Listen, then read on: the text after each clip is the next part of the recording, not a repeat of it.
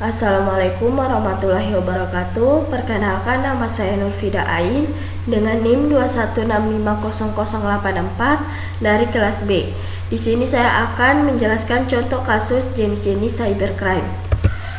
Jenis yang pertama yaitu pencurian identitas, di mana kasusnya itu lulusan SMA jadi dokter pakai identitas orang lain. Nah, di sini seorang dokter kandungan Susanto disebut melakukan penipuan sebanyak 7 kali sejak tahun 2008. Salah satunya di Rumah Sakit Habibul di Kabupaten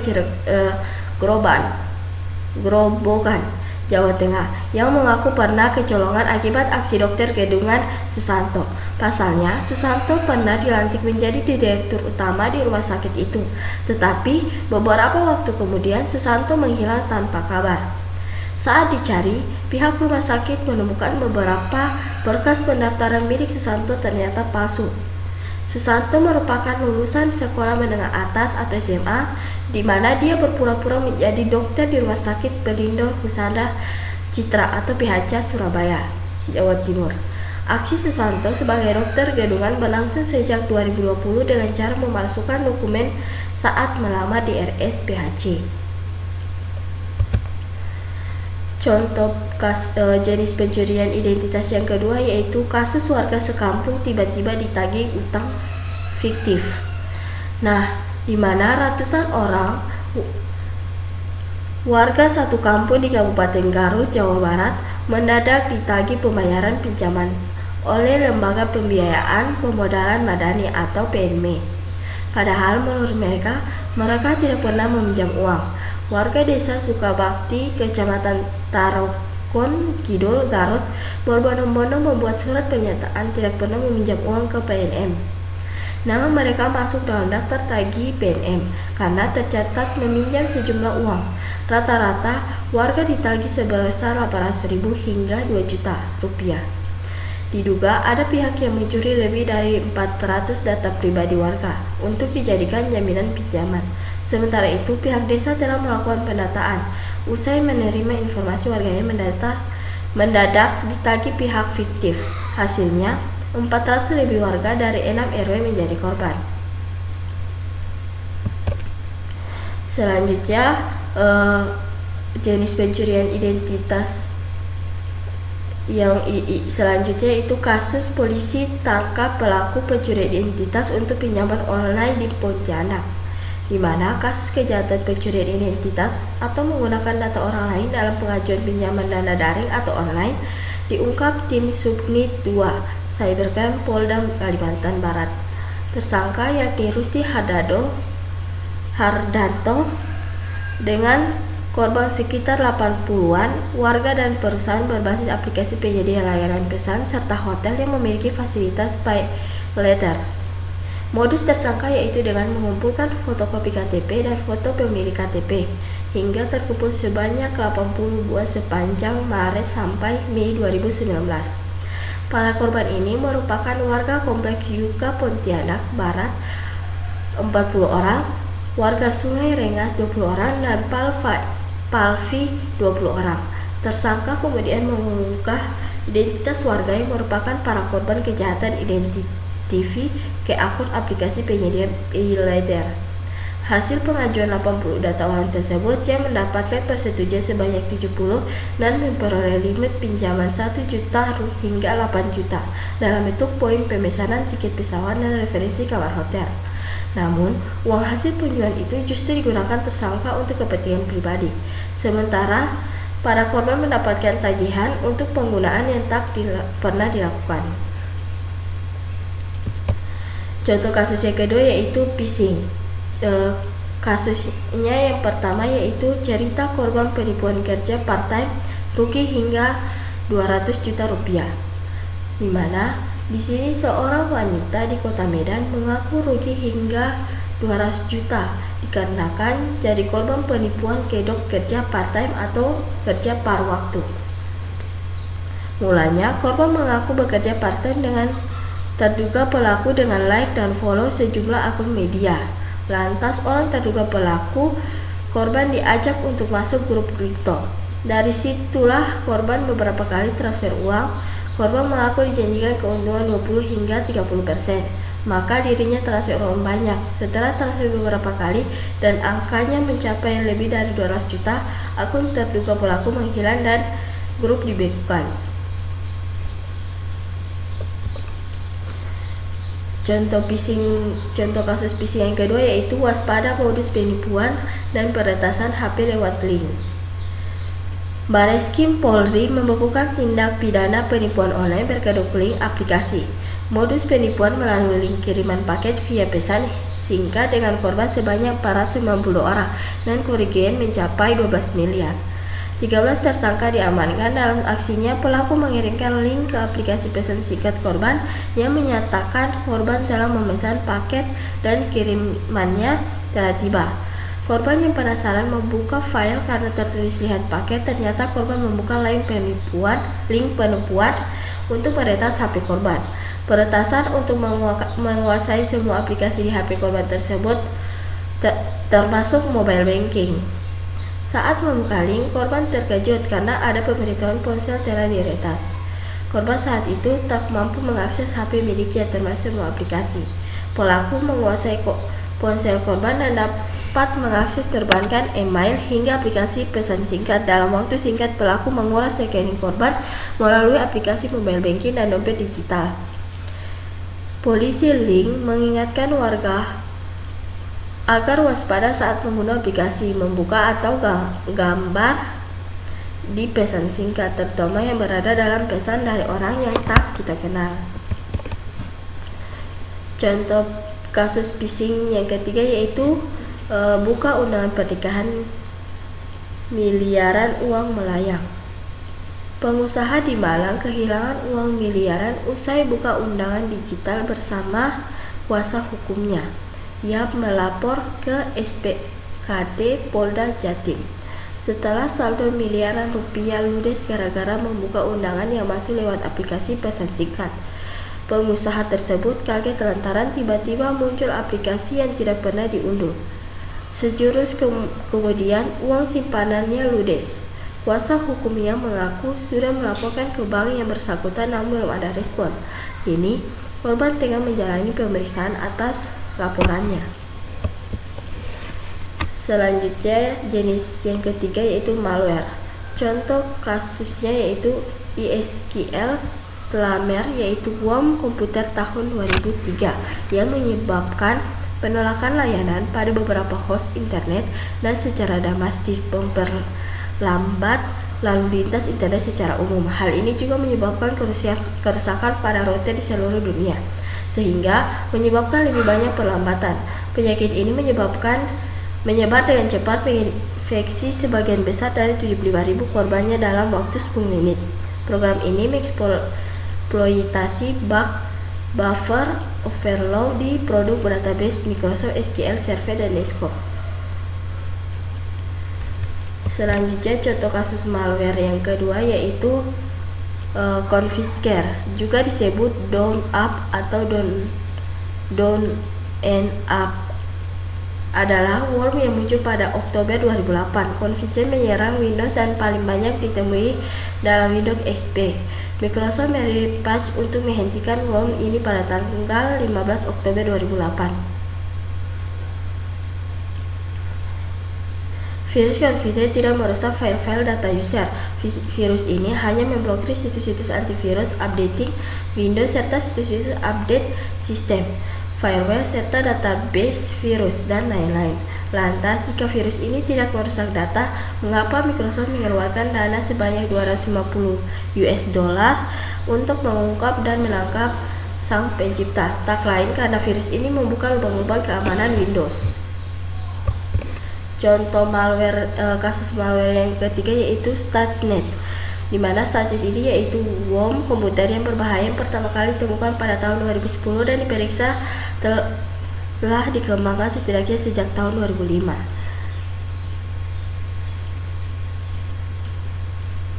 Nah, Stuxnet dilaporkan menyusupi PLN Iran, mengumpulkan informasi tentang sistem industri yang menyebabkan mesin sentrifugal yang berputar cepat hancur. Desain arsitektur Stuxnet tidak spesifik untuk domain tertentu dan dapat disesuaikan sebagai platform untuk menyerang sistem SCADA dan PLC modern. Misalnya, di jalur perakitan pabrik atau pembangkitan listrik yang sebagian besar berada di Eropa, Jepang, dan Amerika Serikat. SCADA dilaporkan merusak hampir 1/5 dari sentrifugal nuklir Iran. Menargetkan sistem kontrol industri, bom ini menginfeksi lebih dari 200.000 komputer dan menyebabkan 1.000 mesin mengalami kerusakan fisik. Selanjutnya, peretasan. Contoh kasus peretasan yang pertama yaitu polisi tangkap 2 peretas situs Pemprov Jatim. Sempat menjadi tahanan Mabes Polri atas kasus peretasan situs resmi, Bawaslu RI di tahun 2018, seorang residivis kembali meretas situs pemerintah di Jawa Timur. Aksinya kali ini dibantu oleh seorang hacker lain.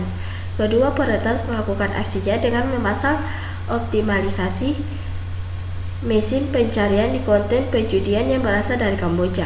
Dari satu situs yang berhasil diretas, dia mendapatkan keuntungan. Pengungkapan kasus ini bermula dari adanya laporan peretasan website Institusi Teknologi 10 November ITS Surabaya. Dari pengembangan kasus, akhirnya berhasil diungkap ada beberapa situs resmi pemerintah, salah satunya adalah jatimprov.go.id. Barang bukti 2 perangkat komputer, 1 unit laptop, dan sejumlah ponsel disita. Kedua pelaku kini terancam Undang-Undang ITE dengan ancaman maksimal 10 tahun penjara atau denda sebanyak 10 miliar. Selanjutnya, contoh kasus peretasan yang kedua yaitu Polda Jateng bongkar jaringan peretas HP. Distreskrimsus Polda Jateng membongkar jaringan peretas handphone modus APK yang membajak handphone milik Kapolda Jateng Irjen Ahmad Lutfi. Tersangka 4 orang yaitu RJ, IW warga Kayu Ara, Tulung Salapan, Ogan Komering, Sumsel. 2 lainnya berinisial HAR warga Tisno Gambar, Pangsasari, Jember, Jatim, dan RD asal Pasir Wangi, Garut, Jabar. Dari bulan Juni 2023, mereka telah menyebar 100 APK. Hasilnya 48 HP berhasil terinstall. Dari 48 korban, para tersangka berhasil mengantongi uang sebesar 1,5 miliar. Selanjutnya, pencurian kekayaan intelektual. Puluhan ribu obat tanpa izin edar dan suplemen palsu yang dijual secara bebas di sejumlah toko daring disita di Direktorat Reserse Kriminal, khususnya Polda Metro Jaya. Puluhan ribu obat yang disita terdiri dari obat cair atau sirup, salep dengan nilai keseluruhan mencapai 131 miliar. Dari hasil tes laboratorium, obat tanpa izin edar dan suplemen palsu dapat membahayakan ginjal, hati, dan bisa menyebabkan kematian. Selain menyita puluhan ribu obat, petugas juga menangkap 5 tersangka yang memperjualbelikan obat tanpa izin edar dan suplemen palsu, baik melalui toko daring maupun secara langsung. Selama 2 tahun, para tersangka diketahui memperoleh obat-obatan dari pihak yang kini masih diburu. Para tersangka terancam hukuman maksimal 15 tahun penjara. Selanjutnya, contoh kasus pencurian kekayaan intelektual yang kedua yaitu Tina Tun tersandung pelanggaran hak cipta lagu Bintang digugat sebesar 10,7 miliar. Mantan penyanyi cilik yang menjadi anggota DPRD DKI Jakarta Agustina Hermanto digugat sebesar 10,7 miliar ke Pengadilan Niaga Jakarta Pusat. Gugatan tersebut dilayangkan oleh pria bernama Engkan Herikan. Hal ini diketahui dalam video yang diunggah di kanal YouTube KH Infotainment. Engkan Herikan yang merupakan pencipta lagu Bintang menggugat Tina Tun di Pengadilan Niaga Jakarta Pusat terkait dengan kasus pelanggaran hak cipta. Pasalnya, lagu Bintang yang dipopulerkan oleh grup band Anima itu dinyanyikan oleh Tina Tun tanpa sepengetahuan Engkan Heningkar. Kuasa hukum Engkan, Muhammad Iqbal Arbianto, pun membenarkan adanya gugatan dari klien terhadap Tina Tun dan rekan-rekannya terkait hak cipta lagu Bintang. Selain itu, Iqbal Arbianto menjelaskan lagu Bintang telah diubah nama penciptanya menjadi pihak klien, bukan Engkan Heningkar. Tak hanya Tina Tun, sejumlah pihak juga digugat oleh Engkan Heningkar. Pihak tersebut adalah Basia Roulette, Baros Roulette, Lan Juanda, Andri Anima, Universal Music, Sony Music Indonesia, dan Wami. Selanjutnya, contoh kasus pencurian kekayaan intelektual yang ketiga yaitu plagiat Anggito Abimanyu mundur dari WGM. Nah, mantan Kepala Badan Kebijakan Fiskal BKF Anggito Abimanyu mundur sebagai dosen di Fakultas Ekonomi Bisnis FIB di Universitas Gadjah Mada, Yogyakarta. Anggito mundur karena tersangka kasus plagiat pada 10 Februari 2014. Salah satu surat kabar harian nasional memuat artikel opini yang ditulis Anggito berjudul Gagasan Asuransi Bencana. Dugaan plagiat muncul karena tulisan Anggito sama dengan opini yang ditulis Hot Bonar Sinaga berjudul Menggagas Asuransi Bencana. Tulisan Hot Bonar juga dimuat di Kompas Debatnya pada 21 Juli 2006. Anggito mengaku telah terjadi kesalahan mengutip referensi dalam sebuah folder di komputer pribadinya. Belakangan diketahui referensi tersebut merupakan kertas kerja yang ditulis Hot Bonar Sinaga dan Muhammad Kasar. Anggito mengaku menyesal. Dia juga menyampaikan permintaan maafannya kepada ke beberapa pihak setelah menyatakan mundur. Anggito menyerahkan proses selanjutnya ke pihak UGM. Rektor UGM Pratikno sempat kaget mendengar keputusan tersebut. Selanjutnya, jenis cybercrime selanjutnya yaitu pemalsuan. Contoh kasus pemalsuan yang pertama yaitu kasus pemalsuan dokumen produksi tambang. Direktori Reserve Kriminal Khususnya Polda Sulawesi Selatan menahan mantan Direktur Utama Citra Lampia Mandiri. Penahanan dilakukan setelah ada dugaan pemalsuan dokumen produksi tambang ore nikel mantan Direktur Utama Citra Lampia Mandiri berinisial HH ini ditangkap di Jakarta. HH ditangkap setelah diduga memalsukan dokumen kegiatan pertambangan ore nikel tahun 2022. Saat itu PT CLM melaporkan belum melakukan penambangan ke Kementerian ESDM, namun kenyataannya perusahaan itu telah melakukan produksi nikel.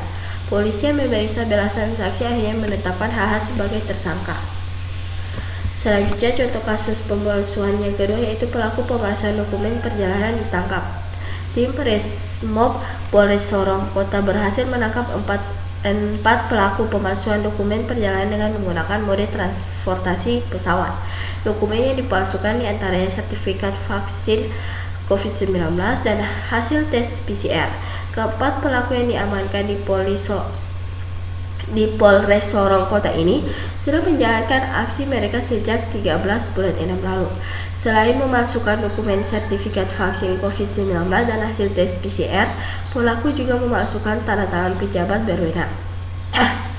Para pelaku mengaku sudah 10 kali mengeluarkan dokumen hasil PCR dan sertifikat vaksin palsu dengan harga 800.000 per satu dokumen. Polisi masih akan terus mengembangkan kasus pemalsuan dokumen ini karena dicurigai masih ada satu pelaku yang juga terlibat. Sementara untuk keempat pelaku akan kenakan pasal berlapis tentang pemalsuan dokumen dan pemalsuan tanda tangan pejabat yang berwenang yang akan diproses lebih lanjut. Contoh kasus pemalsuan selanjutnya yaitu seorang wanita palsukan akta nikah demi warisan tanah 40 miliar. Polisi menangkap seorang wanita berinisial J karena memalsukan sebuah akta perkawinan. J memalsukan akta perkawinan dengan seorang pria bernama Basri yang telah meninggal demi menguasai warisan tanah senilai 40 miliar. Selain J, polisi menangkap pelaku lainnya yaitu MHH dan ABB. di mana MHH berpura-pura menjadi pendeta yang menikahkan C dengan almarhum, sedangkan ABB berperan pembuat surat wasiat dari Basri. Kasus ini terungkap bermula ketika anak korban mengetahui tersangka J menguasai sertifikat sebidang tanah di Jakarta Selatan milik Basri. Tersangka J mengaku bahwa sertifikat itu diwariskan oleh almarhum H sebelum meninggal pada akhir 2018. Singkat cerita, diketahui pelaku telah memasukkan akta perkawinan dengan Basri. Dalam akta pernikahan itu, J seolah-olah menikah dengan Basri pada 11 Februari 2017. Akta perkawinan itu sendiri dibuat oleh para tersangka pada April 2019.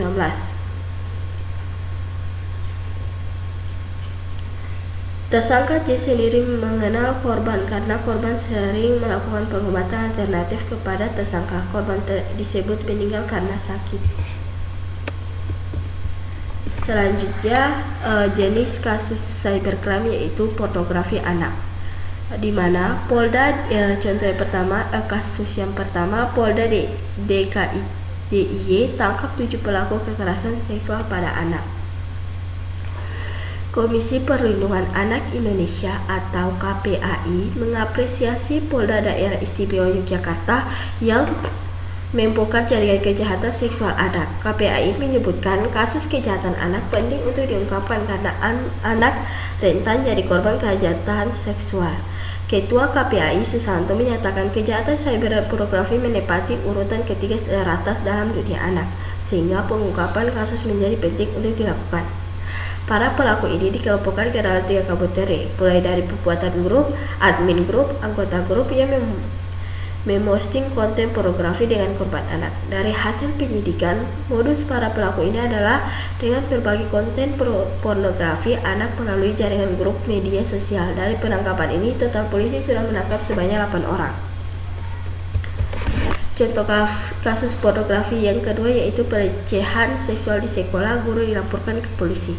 Sejumlah orang tua dari 7 pelajar sekolah dasar di Gunung Sitoli, Sumatera Utara melaporkan seorang guru di sekolah atas kasus dugaan pelecehan. 7 pelajar sebuah sekolah dasar di Gunung Sitoli, Sumatera Utara bersama orang tua mereka mendatangi Polres Nias. Ketujuh siswa itu diduga menjadi korban pelecehan yang dilakukan guru mereka sejak siswa mengadu ke orang tuanya. Menurut salah seorang orang tua, saat diberikan tugas kelas anaknya dilecehkan guru tersebut. Para korban juga mengaku dipertontonkan video yang berisi pornografi di lingkungan sekolah. Korban diancam dan diiming-iming uang agar tidak melapor kepada siapapun tentang apa yang dialaminya. Unit Pelayanan Perempuan dan Anak telah mulai menangani kasus ini dengan mengumpulkan informasi dari para korban. Untuk sementara, para siswi yang diduga menjadi korban pelecehan oleh gurunya ini berjumlah 7 orang. Para orang tua berharap kasus ini secara terungkap dan pelaku ditangkap. Selanjutnya, contoh kasus pornografi anak yang ketiga yaitu Bareskrim tangkap 3 pelaku pornografi anak, korbannya 12 anak laki-laki. Irtipis Siber Bareskrim Polri mengungkap kasus pornografi anak-anak. Dari kasus ini, Bareskrim mengamankan 3 pria yang merupakan pelaku utama kasus pornografi anak dengan korban 12 anak laki-lagi. Menurut Direktur Direktorat Tindak Pidana Cyber Bareskrim Polri, Brigke Andi Vivit Agustiadi Bastiar, kasus ini terungkap dari 3 laporan. Dalam laporan itu terungkap ada jaringan pornografi anak yang dikendalikan VR yang beroperasi di Tulungagung, JA di Semarang, Yogyakarta, dan Bandung, dan FH di kota Cirebon. Pengungkapan kasus berawal dari laporan National Center for Missing and Expoliant Children (NCMEX) LSM asal Amerika Serikat yang menemukan adanya peredaran foto dan video pornografi anak di medsos.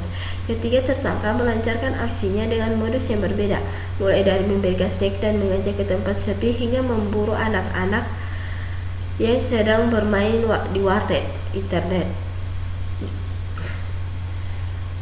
Untuk JA dan Eva, mereka adalah pemain dalam kasus pelecehan seksual terhadap para korban.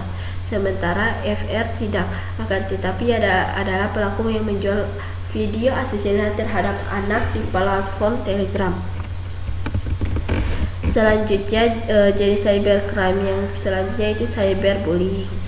Contoh cyberbullying yang pertama yaitu artis Korea bernama asli Choi Jirin tersebut diduga menderita depresi berat yang kemungkinan jadi penyebab dia bunuh diri dengan cara gantung diri.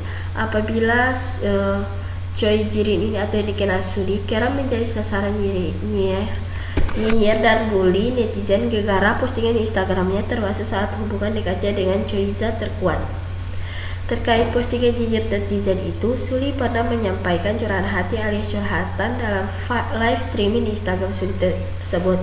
Diketahui mengidap penyakit mental seperti serangan panik dan panic disorder dan fobia sosial atau social phobia. Fakta lainnya, serangan bully ini rupanya sudah dialami sejak umurnya 20 sampai 21 tahun. Artinya sudah sekitar 4 tahun Suli menjadi korban bullying sebelum dia bunuh diri. Selanjutnya contoh kasus bullying yang kedua, cyberbullying yang kedua yaitu Majelis Hakim Pengadilan Negeri Kapenjen Kabupaten Malang, Jawa Timur pada tanggal 21 bulan 3 2023 menjatuhkan vonis 4 bulan penjara dengan 8 bulan percobaan kepada terdakwa Dian Patrian Arumisari, warga Kabupaten Malang yang dijerat Undang-Undang Informasi dan Transaksi Elektronik. Vonis tersebut Dian lebih ringan dari tuntutan jaksa penuntut umum.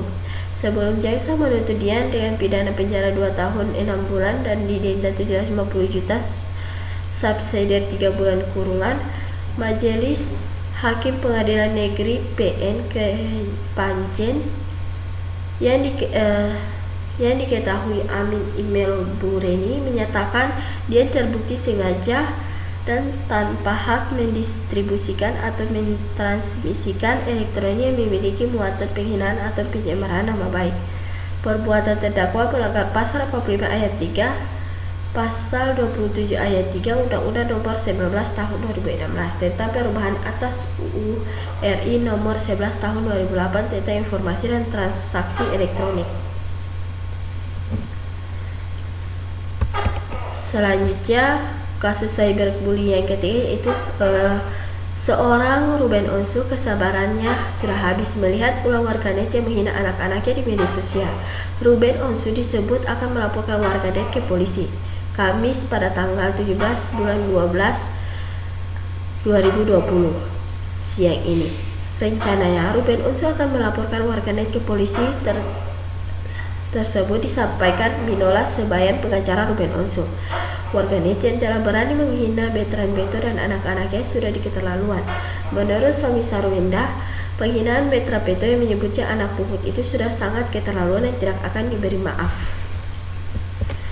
Selanjutnya jenis cyber crime selanjutnya itu penyebaran informasi palsu, di mana beredar telur palsu.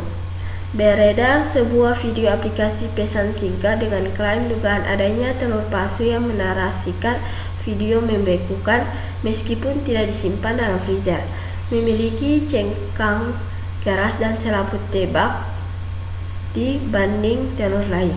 Namun setelah dicek kebenarannya, informasi yang beredar adalah tindakan tidak benar atau hoax. Penelusuran menemukan peristiwa tersebut tahun 2021 dijelaskan.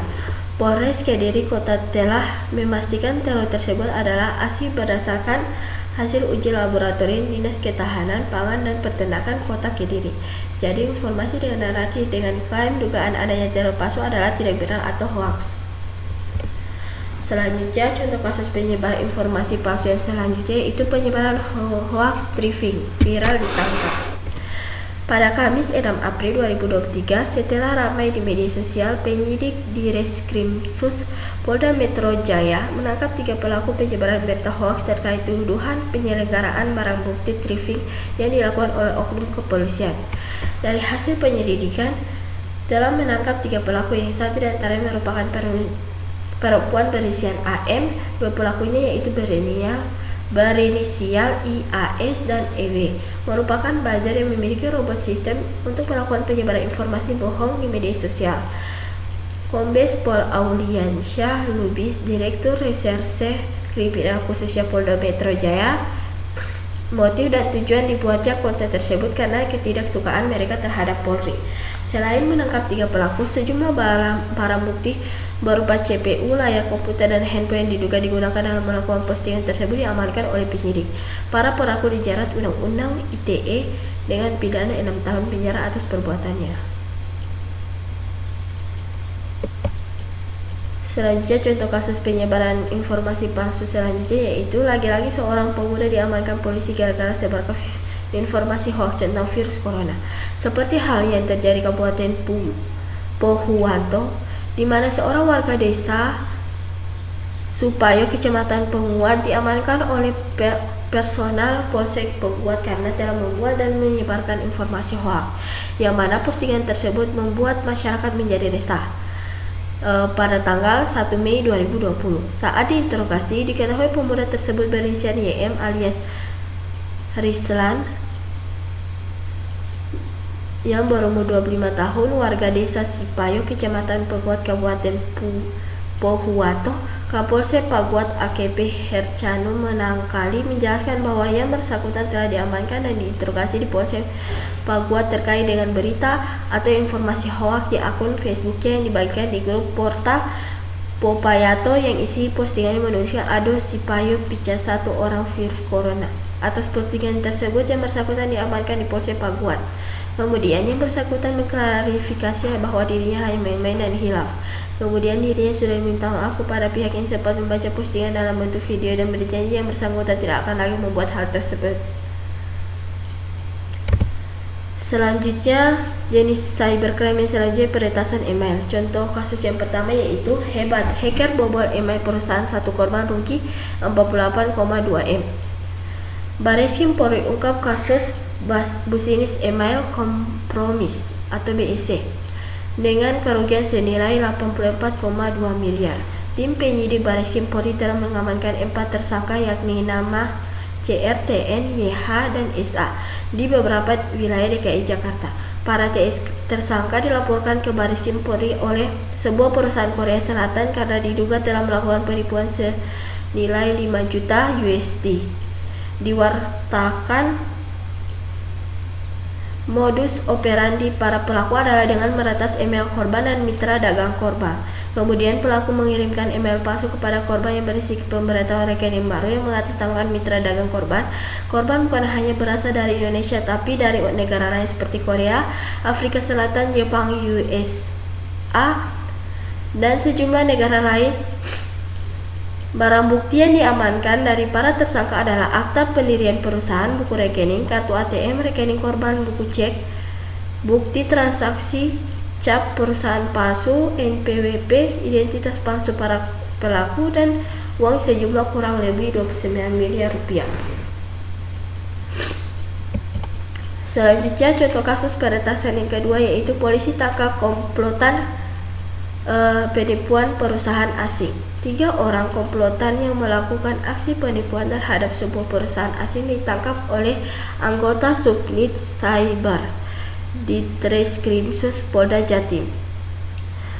Dalam aksinya, komplotan ini menipu perusahaan asing dengan total nilai 8,6 miliar. Ketiga pelaku ditangkap oleh anggota dari Subdit Cyber di Treskrimsus Polda Jatim setelah mendapatkan laporan dari pihak perusahaan. Selain menangkap ketiga pelaku, polisi juga menyita sejumlah barang bukti, diantaranya buku rekening dan salinan transfer dari rekening korban. Dari hasil pemeriksaan, modus penipuan yang dilakukan oleh komplotan ini adalah dengan melakukan sabotase email sebuah perusahaan yang menjadi rekanan perusahaan asing asal Jepang tersebut. Pelaku kemudian mengirimkan email dan meminta uang sebagai bentuk kerjasama bisnis. Kepolisian masih melakukan pengembangan kasus ini untuk mencari anggota komplotan lainnya yang terlibat. Selanjutnya, contoh kasus peretasan email selanjutnya itu Lukman Hakim dibikin email baru pasca dibajak orang. Pasca akun emailnya diretas, Wakil Ketua MPR Lukman Hakim Saifuddin mengaku menerima banyak telepon yang menanyakan apakah dirinya benar berada di sebuah hotel di Spanyol dan kehabisan uang pada Senin. Kini setelah memblokir akun email lamanya, dia pun sudah memiliki akun email yang baru. Lukman Hakim menyatakan katanya sedang berada di salah satu hotel di Spanyol dan dompet saya hilang sehingga saya membutuhkan pinjaman uang sebesar 2.850 euro. Menurut dia, sejak hari itu dia langsung memberikan klarifikasi melalui BBM dan telepon jika email tersebut dibaca dan dirinya sedang tidak berada di Spanyol melainkan di Indonesia. Dia pun mengaku sedikit tenang karena tidak ada seorang pun yang menjadi korban email palsu yang sedang diretas tersebut. Selanjutnya yaitu pengintaian.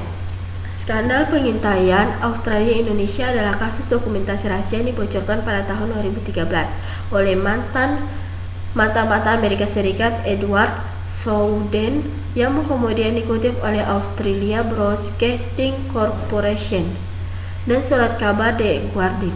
Dokumen tersebut berisi daftar target penyadapan percakapan telepon pada tahun 2009 yang menunjukkan sebuah nama diantaranya Presiden Indonesia Susilo Bambang Yudhoyono, istri Presiden Kristiani Herrawati, Wakil Presiden Boy Dido, dan masih banyak lagi.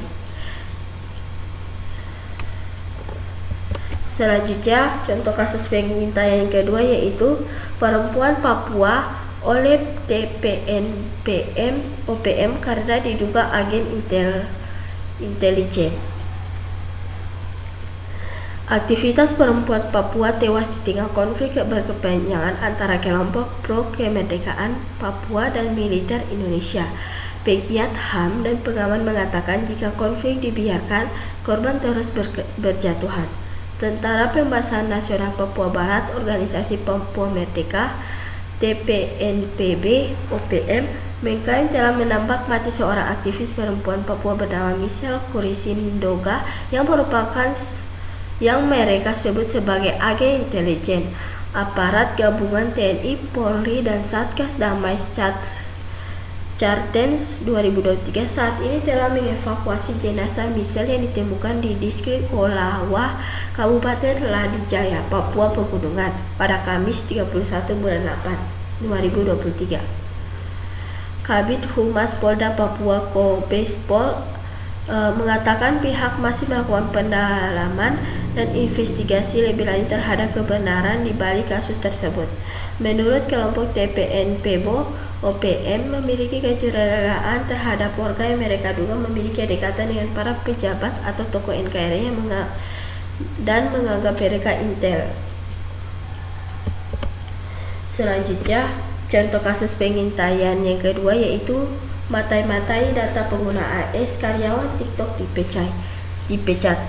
ByteDance, perusahaan induk TikTok, mengatakan bahwa beberapa karyawan yang mengakses data pengguna TikTok telah dipecat. Perusahaan menyebut karyawan tersebut telah membuka akses data dua jurnalis asal Amerika Serikat, wartawan BuzzFeed dan Financial Times. Hal tersebut terungkap dari sebuah email yang dilihat oleh Reuters. Kasus ini menunjukkan bahwa perusahaan gagal menyelidiki kebocoran informasi yang terjadi pada awal tahun ini.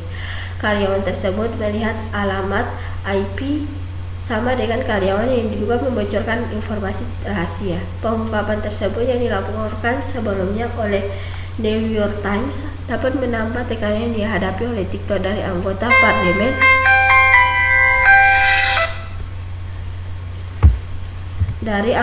parlemen dan pemerintah Biden atas masalah keamanan tentang data penggunaan AS. Seseorang yang diberi pengarahan tentang masalah tersebut mengatakan 4 karyawan ByteDance yang terlibat dalam insiden tersebut dipecat, termasuk 2 di China dan 2 di Amerika Serikat. Selanjutnya, jenis cybercrime yang selanjutnya itu pengelapan. Contoh kasusnya, Siti Aisyah didakwa lakukan penipuan dan penggelapan uang ratusan mahasiswa IPB. Dalam surat dakwaan yang disampaikan jaksa, Siti awalnya bertemu dengan seorang mahasiswa IPB bernama Zidan yang menyampaikan bila dia dan rekan-rekannya di IPB membutuhkan dana untuk suatu kegiatan singkat. Kemudian Siti dikenalkan ke mahasiswa IPB lainnya berujung pada kerjasama demi mengumpulkan dana. Kemudian Siti mengadakan Zoom meeting dengan mahasiswa Vskom IPB dan menyampaikan kerjasama untuk meningkatkan rating toko online milik Siti dengan cara melakukan belanja di toko online milik Siti dengan alasan untuk meningkatkan rating toko. Belakangan ternyata ada total 9 organisasi yang bekerja sama dengan Siti dan uang yang dijanjikan tidak pernah kembali ke para mahasiswa. Malahan para mahasiswa itu dijerat pinjaman online. Dari penelusuran, kemudian diketahui ternyata Siti sudah pernah melakukan perbuatan serupa di mana uang yang didapatkan dari para mahasiswa IPB digunakan untuk merealisasikan janji ke korban sebelumnya bahwa uang tersebut 500 juta oleh terdakwa Siti digunakan untuk membayar modal atau cicilan korban sebelumnya. Digunakan untuk kebutuhan sehari-hari dan untuk melakukan pembayaran cicilan mobil.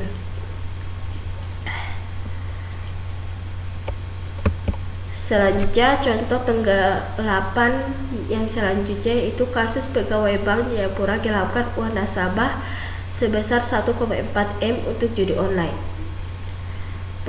Pegawai bank plat merah berisian RSSM di kota Jayapura, Papua ditetapkan sebagai tersangka kasus penggelapan dana nasabah sebesar 1,4 miliar. Pelaku menggunakan uang nasab tersebut untuk bermain judi online. Malvi mengungkapkan tersangka menggunakan modus pengiriman uang dari nasabah yang baru ke rekening pribadinya sendiri. Kemudian uang tersebut disetor ke situs judi online. Dia menjelaskan total uang yang ditransfer ke rekening palsu sebesar 1,4 miliar. Namun tersangka telah mengembalikan uang tersebut senilai 300 juta sehingga berdasarkan hasil audit internet bank kerugian customer service di salah satu bank kerugian mencapai 1,1 miliar. Malvi menuturkan tersangka berstatus sebagai customer service salah satu bank plat merah tersebut. Tersangka menggelapkan uang dari 10 rekening nasabah. Akibatnya perbuatan tersebut, tersangka dikenakan pasal 2 pasal 3 UU Tindakan Pidana Korupsi UU nomor 20 tahun 2021. Saat ini tersangka telah ditahan ke Jati Jayapura.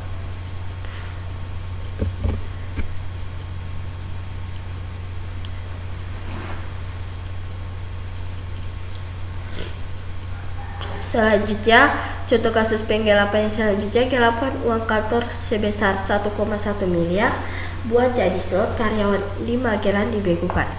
Polres Magelang Kota menangkap 2 pelaku penggelapan uang tunai sebesar 1,1 miliar dari tempat kerjanya. Salah satu pelaku mengaku bahwa uang bagiannya telah habis buat judi online. Kedua pelaku itu berinisial SPR warga Berbah, Kabupaten Slemet, DNS warga Godean, Slemet DI. Mereka merupakan karyawan CV YPH Kasat Reskrim Polda Magelang Kota. AKP Wiyanto mengatakan tersangka memakai uang milik tempat kerjanya sejak akhir Januari 2023. Uang yang dipakai sebesar 1,1 miliar itu, uang tersebut mereka bagi berdua. SPR mendapat bagian 576 juta dan DNS mendapat sebesar 540 juta. SPR mengakui jika uang kasus penggelapan ini diketahui pihak perusahaan setelah TV tersebut melakukan penagihan ke sebuah toko buku. Ternyata pihak toko buku telah memberikan uang pelunasan, namun uang itu ternyata dipakai oleh kedua pelaku. Saat dihadirkan di konferensi pers, SPR mengaku dia menghabiskan uang itu untuk bermain judi, sedangkan DNS mengaku uang bagiannya untuk mencukupi kebutuhan hidup. Atas perbuatannya, kedua tersangka terancam pidana selama 4 tahun atau pidana denda paling banyak 900.000. Sebagian dimaksud dalam pasal 374 KUHP, pasal 372 KUHP. Selanjutnya, kejahatan keuangan online. Kasus di mana kasusnya hoaks penipuan berkedok pinjaman online mengatasnamakan Bank Indonesia. Bank Indonesia menerima laporan adanya penawaran pinjaman dana online dari sebuah lembaga korporasi asal Malaysia, disertai permintaan untuk membayar biaya jaminan terlebih dahulu.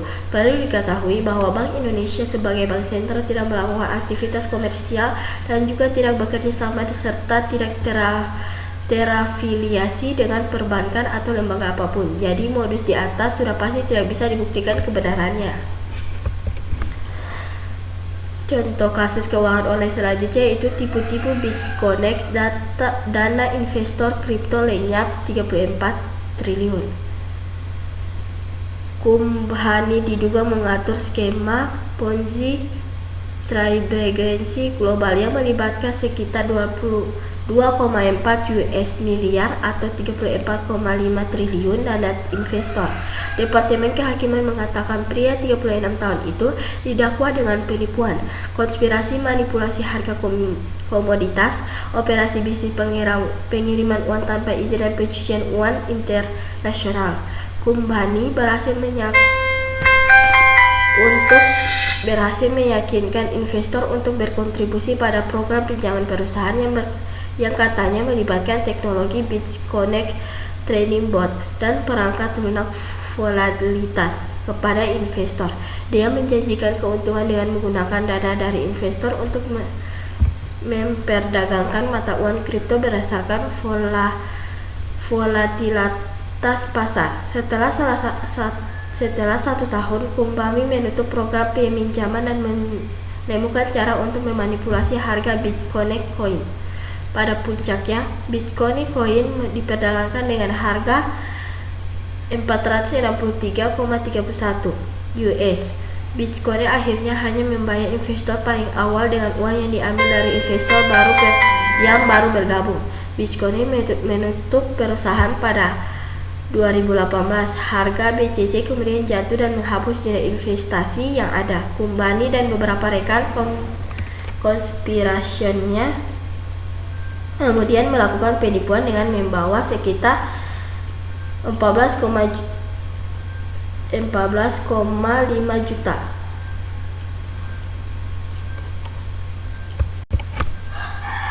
Selanjutnya, kejahatan keuangan online.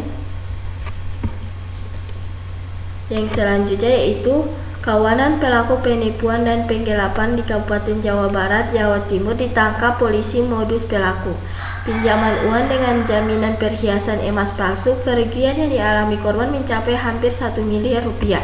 Keempat pelaku adalah Sodik Huda, Khairul Anwar, Jamroni, dan Ahmad Romli. Mereka berasal dari sejumlah kecamatan di Kabupaten Jember. Keempat pelaku ditangkap di rumah korban, Slamet Riyadi, di Desa Tangkul Kulon, Kecamatan Tangkul, Kabupaten Jember. Para pelaku terbukti melakukan penipuan dan penggelapan dengan modus pinjaman uang dengan jaminan perhiasan emas palsu. Pelaku juga menjaminkan sejumlah sertifikat tanah, wakaf, pemakaman umum, dan buku pemilik kendaraan bermotor tak tertuan atau tidak ada kendaraannya. Aksi penipuan berlangsung sejak tahun 2018 dengan total kerugian mencapai hampir 1 miliar rupiah. Kasus ini terbongkar saat korban hendak menjual jaminan perhiasan emas namun ditolak oleh pemilik atau pemilik toko emas karena palsu. Polisi menyita barang bukti berupa puluhan perhiasan emas palsu, sertifikat tanah, wakaf, pemakaman umum, dan belasan buku pemilik kendaraan bermotor tak tertuang. Akibat perbuatan, para pelaku terancam hukuman 4 tahun penjara.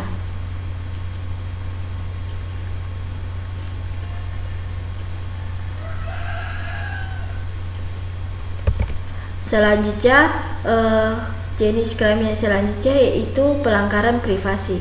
Pengadilan Korea Selatan menetapkan seorang wanita berusia 30 tahun bersalah karena melanggar privasi pacarnya. Ia didakwa karena meretas ponsel kekasihnya tanpa persetujuan untuk mencari video dan informasi kontak mantan sang pacar. Lantaran pelanggaran itu, Pengadilan Distrik Pusat Seoul memberikan hukuman percobaan berupa denda 300.000 won atau sekitar 3,4 juta. Mengutip Korea Herald, ia dikenakan pasal 31 KUHP yang mengatakan pelanggaran kerahasiaan dengan membuka surat tertutup, dokumen atau rekaman elektromagnetik dengan cara teknis apapun. UU di Korea menyatakan bahwa pelaku pelanggaran privasi dapat dihukum hingga 3 tahun penjara.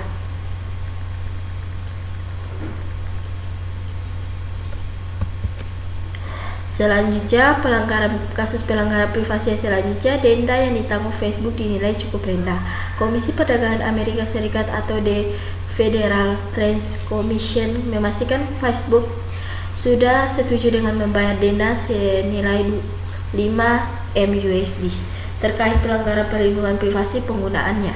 Facebook juga setuju untuk membentuk Dewan Komite yang fokus pada perlindungan privasi pengguna. Selanjutnya, kasus pelanggaran privasi selanjutnya, TikTok didenda 5,6 triliun. Buntut kasus pelanggaran privasi anak, TikTok dijatuhkan hukuman berupa denda sebesar 345 juta euro atau setara 5,6 triliun.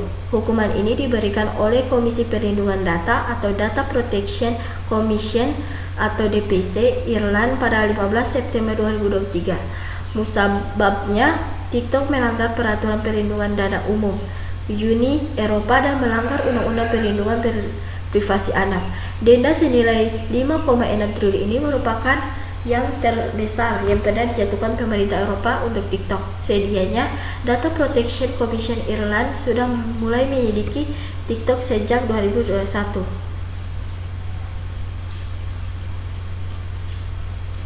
Penyelidikan DPC ini berfokus pada beberapa fitur TikTok, yakni fitur pengaturan akun default, family pairing, dan verifikasi usia.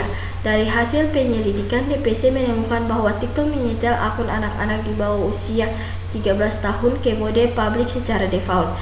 Ketika mereka mendaftar pertama kali di platform, karena akun bersifat publik, semua orang bisa menonton dan mengomentari video yang diunggah oleh anak di bawah umur. Selanjutnya, jenis cybercrime yang selanjutnya, kejahatan seksual. Kasubdit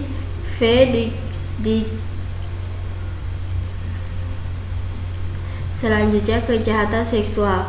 11 anak jadi korban kejahatan seksual online.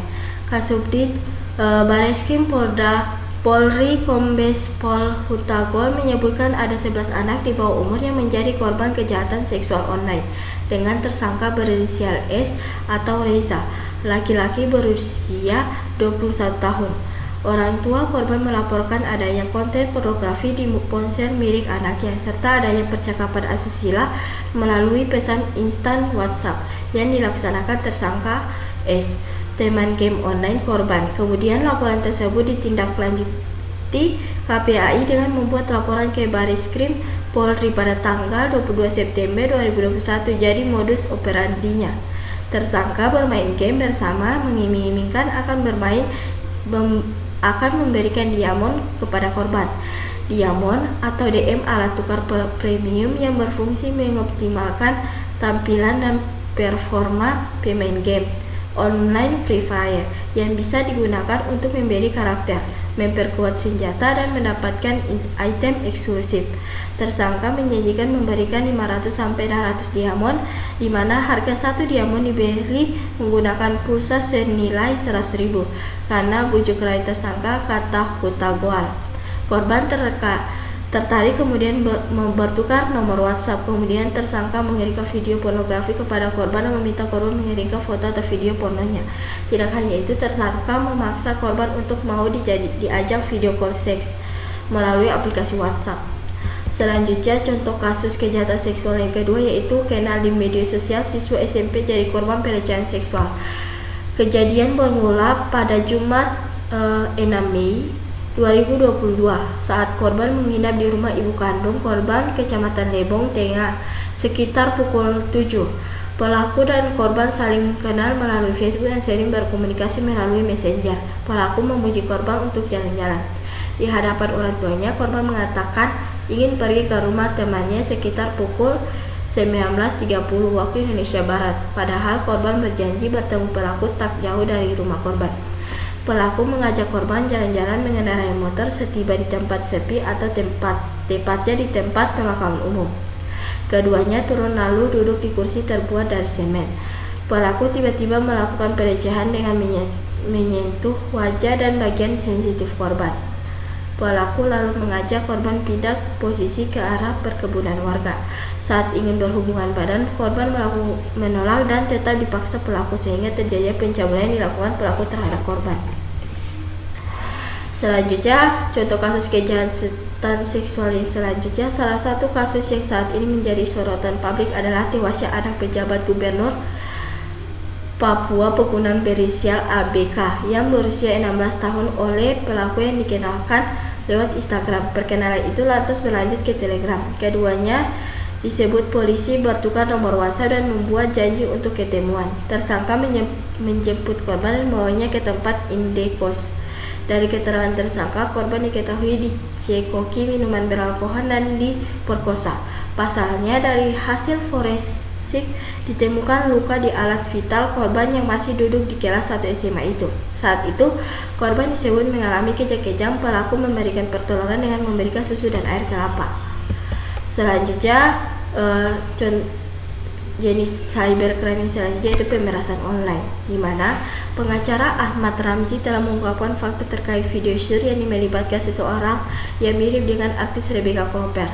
Sebelum video tersebut tersebar, ternyata Rebecca Cooper telah melaporkan kasus ancaman pemerasan kepada pihak kepolisian. Rebecca mengakui bahwa ia telah menerima ancaman dan pemerasan dari orang terdekatnya terkait video pribadi mereka.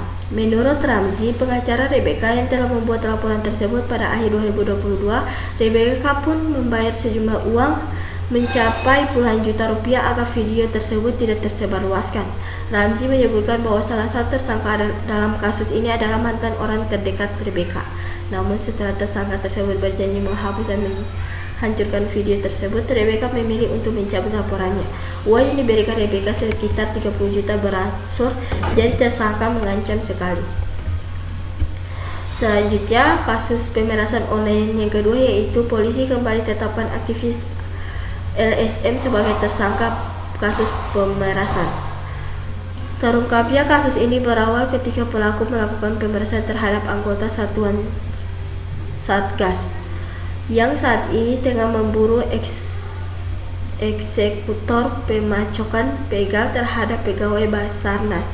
Namun demikian, Kepas menganggap anggota telah melanggar prosedur dan terus dilakukan pengancaman dengan membawa nama petinggi negara maupun Polri untuk tujuan memperoleh sejumlah uang. Kepas kemudian meminta uang sebesar 2,5 miliar kepada anggota Satgas Begal agar tidak memviralkan ke sosial media.